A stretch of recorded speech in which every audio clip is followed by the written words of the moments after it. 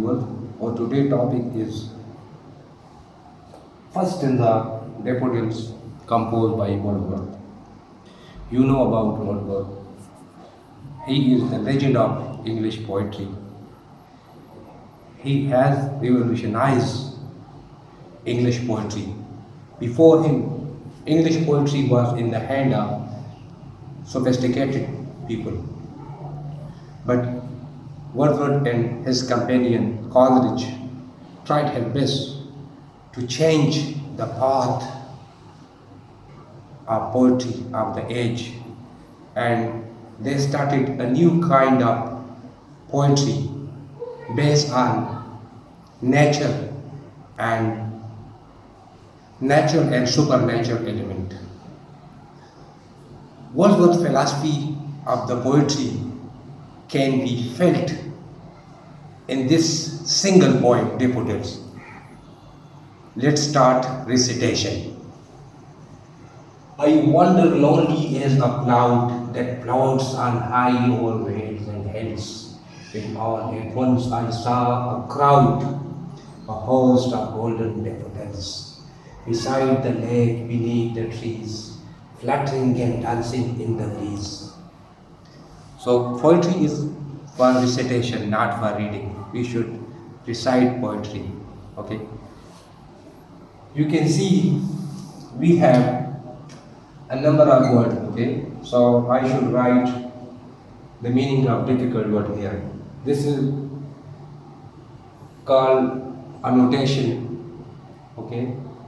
So I should underline this one is difficult. Suppose this one is our target. Okay, then we have this one or this word. Suppose if you don't know, then this one is okay. This is answer. So wonder. We have two wonder. One is WONDER, wonder. So this is wonder. This is word. Okay, and this one means to walk and listen. To walk and listen. Okay, if you understand the meaning of difficult word, then you will be able enough to paraphrase. Lonely means alone. Cloud floats. So float is to suspense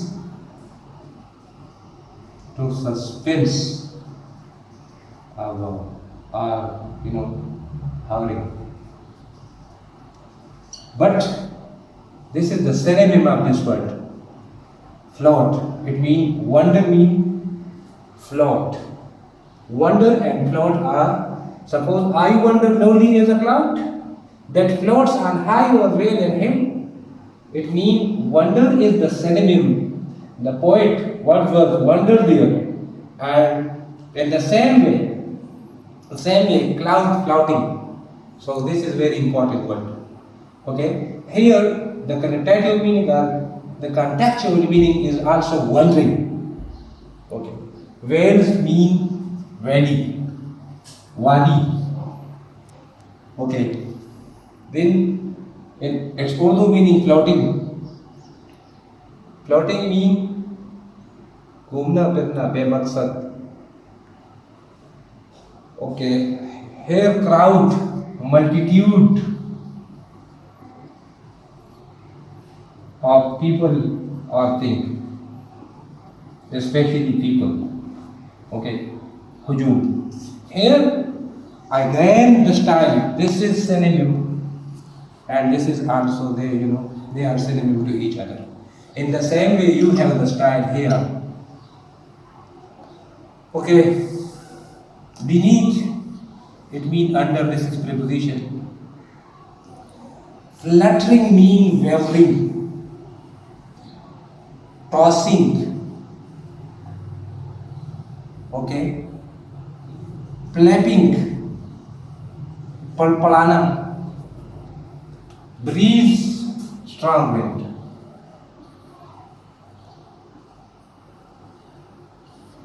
Okay, no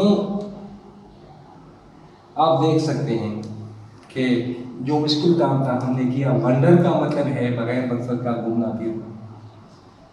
فلاٹس مین یعنی بہت سارے meaning ہیں، لیکن یہاں جو کانٹیکسچوئل meaning ہے وہی wonder کے ہیں. ٹھیک ہے. اسی طرح یہ کراؤڈ اور ہجوم شاعر استعمال کر چکے ہیں. ٹھیک ہے. اب میں تھوڑا ایکسپلین کروں. I wonder lonely as a cloud. شاعر کہتا ہے کہ میں تنہا ایک بادل کی طرح میں گھوم رہا تھا. دیٹ فلوٹس آن ہائی اور ویل ہل، جو بلند و بالا پہاڑیوں اور وادیوں پہ کے اوپر جو ہے نا بے مقصد گھومتی پھرتی ہے. یہاں پہ سملیرٹیز ہیں. Okay. when all at once I saw a crowd کہ میں نے ایک ہی نظر پہ ایک ہجوم دیکھا. host of golden daffodils جو ہے سنہرے ڈیفوڈلس کا. beside the lake beneath the trees، یہ وہ جگہ ہے. ٹھیک ہے. کہ جہاں اس نے یعنی درختوں کے نیچے اور ایک تالاب کے قریب fluttering and dancing in the breeze، جو جہاں پہ جو ہوا تھی یا جو آندھی تھی اس میں وہ جو ہے ویورنگ کر رہے تھے، ڈانسنگ کر رہے تھے اور ڈانسنگ کر رہے تھے. اب ہم سیکھ چکے ہیں. اب یہاں ایکسپلینیشن کرنے جا رہا ہوں. ٹھیک ہے. ایکسپلینیشن یہ ہے کہ شاعر صاحب جو ہے اپنے آپ کو یعنی یہاں شاعر جو ہے ورڈزورتھ جو ہے وہ شاعر فطرت کہلاتا ہے. شاعر فطرت اس کو اس لیے کہتے ہیں، یہ کہتا ہے کہ انسان اور جتنی بھی یہاں اس دنیا کی چیزیں ہیں وہ فطرت کا حصہ ہیں. اور یہاں اس نے اس نظم کے اندر اس نے اپنے جو نظم ہے ڈیفوڈل، اس کا جو انٹروڈکشن کیا ہے یہ اس کا انٹروڈکٹیو پارٹ ہے. ٹھیک ہے.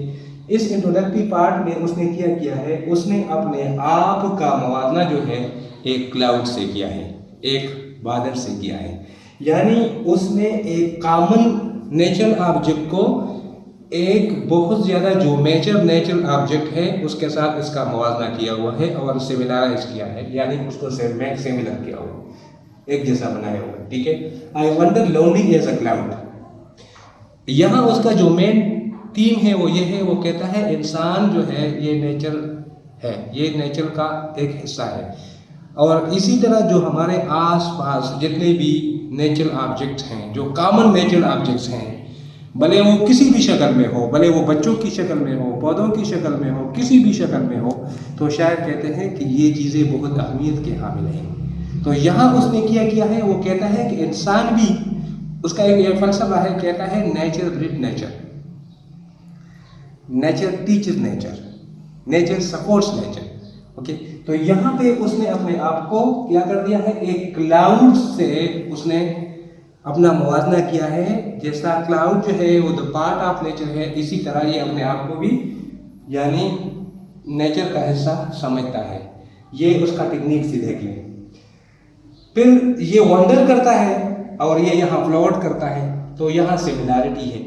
اچھا، دوسری بات یہ ہے کہ یہ اوپر جو ہے نا ایک تصویر بنا کر ہمیں دیتا ہے کہ بادل جو ہے نا یہ اوپر ہے، اور یہ اپنے جو اس کے رجحانات ہیں وہ بیان کرتے ہیں کہ جس طرح کوئی بادل ہے وہ پہاڑوں اور وادیوں کے اوپر جو ہے نا منڈلا رہی ہوتی ہے، اسی طرح یہ خود جو ہے نا ونڈر کرتا رہتا ہے اور یہ اس کی جو رجحانات ہیں اس کو ظاہر کرتا ہے اور انٹروڈیوس کیا اپنے آپ کو.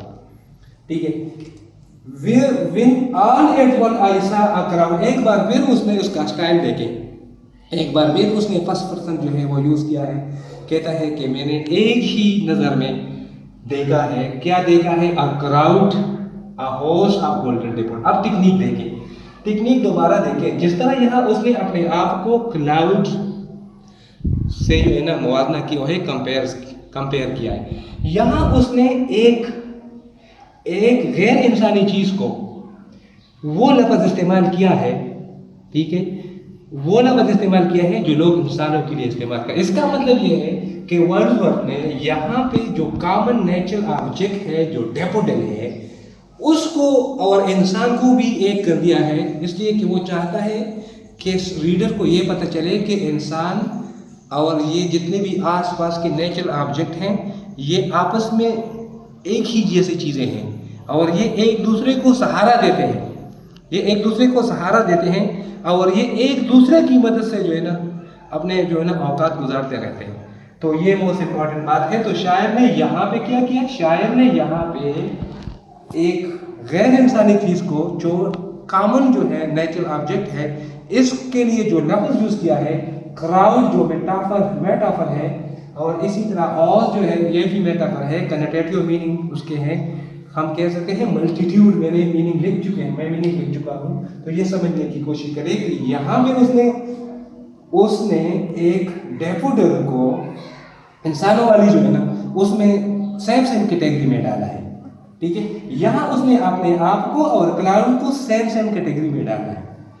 beside the lake beneath the tree، کہتے ہیں کہ میں نے ایک یعنی تالاب کے قریب اور درختوں کے نیچے جو ہے میں یہ ان کو دیکھ چکا ہوں، fluttering and dancing in the breeze، اور جو ویورنگ کر رہے تھے، جو فڑفڑا رہے تھے، ڈانسنگ کر رہے تھے اور ناچ رہے تھے۔ تو یہاں پہ اس نے شروع کے 2 لائن میں ایک ایکشن کو شو کیا ہے، کس چیز کا؟ وہ ونڈرنگ کا ہے، اور یہاں آخری لائن کے اندر بھی اس نے بہت زیادہ بہترین ایسے جو ہے نا الفاظ یوز کیے ہیں کہ یہ ناچ رہے تھے اور پڑپڑا رہے تھے، اور یہاں پہ دیکھو، یہ دیکھو بریز نے اس کو موو کر دیا کہ ایک نیچرل آبجیکٹ جو ہے وہ دوسرے نیچرل آبجیکٹ کو جو ہے وہ اس میں لازمی ہے کہ اس کو موو کرنے کی کوشش ہے۔ تو یہ ساری چیزیں یہاں آ گئی کہ یہاں پہ ورڈزورتھ نے کیا کیا، جو ٹیکنیک استعمال کی ہیں بہت خوبصورت ٹیکنیک ہے۔ اس کا سب سے پہلا جو بہترین انداز ہے وہ یہ ہے کہ اس نے اپنے نظم کا جو شروعات اس نے جو کی ہیں وہ بہت اچھے انداز سے کی ہیں۔ اس نے ایک تصویر کھینچا ہے، ایک تصویر یہ ہے، ایک پکچر ہے کہ کلاؤڈ نظر آ رہے ہیں اور ایک انسان ہے، ٹھیک ہے۔ پھر بعد میں اس نے ایک بہت بڑا دوسرا پکچر جو ڈیولپمنٹ تھاٹ یہاں پہ اس نے کر دیا ہے، 2 لائن کے اندر وہ اپنے آپ کو انٹروڈیوس کرتا ہے، اور یہ جو نیکسٹ 2 لائن ہیں اس میں وہ اپنے آبجیکٹ کو انٹروڈیوس کرتا ہے، اپنے تھیم کو انٹروڈیوس کرتا ہے، جو اس کا تھیم ہے، جو اس کا تھیم کیا ہے؟ ڈیپوڈیڈ ہے۔ اس نے یہاں اپنے تھیم کو انٹروڈیوس کیا ہے، ٹھیک ہے۔ ہمیں پتہ چلا کہ اس کا جو مین تھیم ہے وہ یہاں پہ سمجھ میں آ گیا کہ گولڈن ڈیپوڈل ہے، یہ اس کا تیسری اسٹیٹمنٹ ہو گیا کہ when all at once I saw a crowd, a host of golden daffodils beside the lake beneath the trees, fluttering and dancing in the breeze۔ کہ ہمیں پتہ چلا کہ اس انٹروڈکٹری اسٹینزا میں شاعر نے کمال کیا ہے، الفاظ کی تصویر کشی کی ہے، ایک پکچر بنا کر دیا ہے۔ یہ ٹیکنیک ہوتے ہیں، بہت زبردست ٹیکنیک۔ تو یہ ہمیں سمجھ میں آ گیا ہے کہ دیکھو کہ پہلے اس نے اپنے آپ کو بادل کی طرح سمجھا، اس کے بعد اس نے جو ڈیپوڈل ہے اس کو اس نے انسانی کوالٹی دی ہے، ہاسٹ کے جیسے الفاظ یوز کیے ہیں، کراؤڈ جیسے الفاظ یوز کیے ہیں۔ پھر دیکھو یہاں اس نے جو فرنوفیکیشن یوز کی ہیں سمجھ میں آ رہا ہے۔ تو یہاں پہ میں مزید بتاؤں کہ اس لائن کے اندر ہمارے پاس جو ٹیکنیک اس نے یوز کیا ہے، جو فیگریٹو لینگویج یوز کیا ہے وہ ہے سیملی۔ یہاں پہ ہمارے ان دونوں لائن کے اندر سیملی یوز ہے، ٹھیک ہے۔ یہاں سیملی یہاں سے نظر آ رہا ہے، دیکھو جب لائک ہوتا ہے تو دونوں ناؤن کے اندر ہوتا ہے، جب ایز یوز ہوتا ہے تو وہ ورب ہی ہوگا، یہ اسٹرکچر بھی سیکھ لیں آپ لوگ۔ اس کے علاوہ یہاں پہ اس نے ایک کنوٹیٹیو میننگ یوز کیا ہے، میٹافر کیا ہے، اور اچھا ریڈر اس کو سمجھے گا کہ ڈیپوڈل کے لیے اس کا مطلب یہ ہے کہ اس کی جو فلاسفی ہے، کہتے ہیں کہ جو کامن چیزیں ہیں بھلے وہ انسان کی شکل میں ہوں یا چھوٹی موٹی چیزوں کی شکل میں ہوں، یہ ایک دوسرے کو انڈرسٹینڈ کرتا ہے۔ امریکہ کا ایک شاعر ہے، وہ کہتا ہے کہ جب میں کسی چیز کو دیکھتا ہوں تو میں وہی چیز بنتا ہوں۔ تو یہاں سیم بات ورڈورتھ کی ہے، ٹھیک ہے۔ تو یہ سمجھ میں آ گئی۔ پھر کویسچن آسان ہو گئے، سمجھ میں آ گیا ہے کہ اس کا جو مین آئیڈیا ہے، یہاں اس نے اپنے تھیم کو ظاہر کر دیا ہے کہ وہ ڈیپوڈل پر ڈسکس کرنے جا رہا ہے، وہ ڈیپوڈل کو ڈسکس کرنے جا رہا ہے۔ when all at once I saw a crowd, a host of golden daffodils beside the lake beneath the trees, fluttering and dancing in the breeze۔ ہمیں سمجھ میں آ گیا کہ اس نے اپنے نظم کی شروعات جو ہے وہ اپنے آپ سے کی ہیں، لیکن ڈیولپمنٹ آف تھاٹ ہے اور اس نے اپنے تھیسس کو، اپنے مین سینٹینس کو کلیئر کر دیا، ریڈر کو سمجھ میں آ گیا کہ آئندہ جتنے بھی اسٹینزاز ہوں گے اس میں سے سبجیکٹ میٹر جو ہوگا، جو سپورٹیو اسٹینزاز ہوں گے وہ بھی اس پر ہوں گے اور اس پہ کنکلوژن بھی ہوگا۔ تو جس طرح کسی اسے کے لیے کوئی انٹروڈکشن بھی ہے، کوئی میڈل بھی ہے، کوئی اینڈ بھی ہے، لہٰذا یہاں پہ بھی پراپر انٹروڈکشن ہے، اس نے اپنے آپ کے بھی ڈسکس کر دیا ہے اور اس نے اپنے ٹاپک کو بھی کلیئر کر دیا ہے اور اس نے کمپیریزن بھی تھوڑا سا فار پچ کیا ہوا ہے۔ پہلا کمپیریزن اس نے کلاؤڈ کے ساتھ کیا ہے اور بعد میں اس نے اپنے اس کے جو ڈیفوڈلز ہیں اس کو ایک انسانی خوبی اور کراؤڈ جیسے الفاظ دیے ہیں، اور بعد میں یہاں اس نے پرسنیفیکیشن جو یوز کی ہیں وہ بھی غیر معمولی ہے اور بہت بہتر ہے۔ اب ہم دیکھتے ہیں کہ کس طرح کویسچن جو ہے اس پر ممکن ہے۔ ایکسپلینیشن تو میں کر چکا ہوں، اب کوئی بھی کویسچن آئے گا، اب دیکھو اب مجھے پتا چلا کہ مین آئیڈیا کیا ہے۔ اب مین آئیڈیا وہ یہ ہے کہ ہم یہ کہہ سکتے ہیں کہ مین آئیڈیا اس اسٹینزا کا یہ ہے کہ common objects are important, common objects are important for us. پھر یہاں جو مین تھیم ہے وہ اس کا کیا ہے، وہ ہے کہ ڈیفوڈلز اور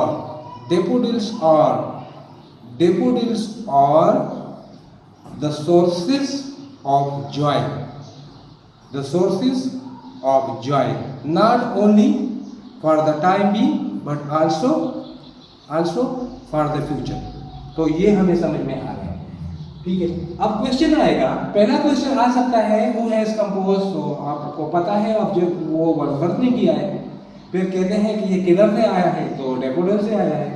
پھر یہاں پہ اگر وہ آیا کہ اس کا آپ جو ہے رائم اسکیم بتائیں، تو رائم اسکیم یہاں سپوز آپ نے اے کر دیا، یہ اس سے جو ہے نا یہ ہیلتھ اور کراؤڈ آپس میں ایک جیسے نہیں ہیں۔ اب دیکھو یہ کراؤڈ تو یہ ایک ہوگی، اس میں یہ اور یہ اس کی جو ہے نا یہ ایک جیسے ہے۔ اس کے بعد آپ ڈیفوڈل کو دیکھیں تو یہ اس کو بھی میں بی کا نام دیتا ہوں اور اس کو جو ہے نا ٹریز ہلز۔ تو یہاں پہ جو ہمارا کنسیپٹ کلیئر ہو گیا، رائم اسکیم وہ کلیئر ہو گیا، رائم اسکیم پراپر طریقے سے بنائیں۔ پھر اس میں سے لازمی ہے ہم اسکیلنگ کرتے ہیں، ٹھیک ہے، بڑے لیول پر، وہ آپ کو نہیں چاہیے، وہ جب آپ فرسٹ ایئر سیکنڈ ایئر میں جاؤ گے تو ہو سکتا ہے، تو وہ ضروری ہے۔ اس کے بعد جو مین کویسچن آئے گا وہ یہ ہے، اب میں نے سمجھایا ہے کہ what figure of speech has been used by the poet in the first line and the second line، تو یہ ہے سیملی، اس کا کویسچن آپ کو کلیئر ہو گیا۔ اور اس نے ایسا کیوں کیا، why does the poet use simile in the stanza، تو وہ ڈرامیٹک ایفیکٹ وہ کر رہا ہے اور وہ اپنے جو ٹینڈنسیز ہے، جو ان کے رجحانات ہیں، وہ ریڈر تک پہنچانا چاہتا ہے، تو یہ امپورٹنٹ بات ہوئی۔ اس کے علاوہ جو ہے اگر یہ کویسچن آئے what is the message of the stanza، تو وہ میسیج آپ کو تو کلیئر ہو گیا کہ انسان اور جتنے بھی کامن نیچرل آبجیکٹ ہیں وہ اس نیچر کا حصہ ہے، اور اگر کوئی چاہے تو اس سے بڑھ چڑھ کر جو ہے نا کوئی مطلب لطف حاصل کر سکتے ہیں۔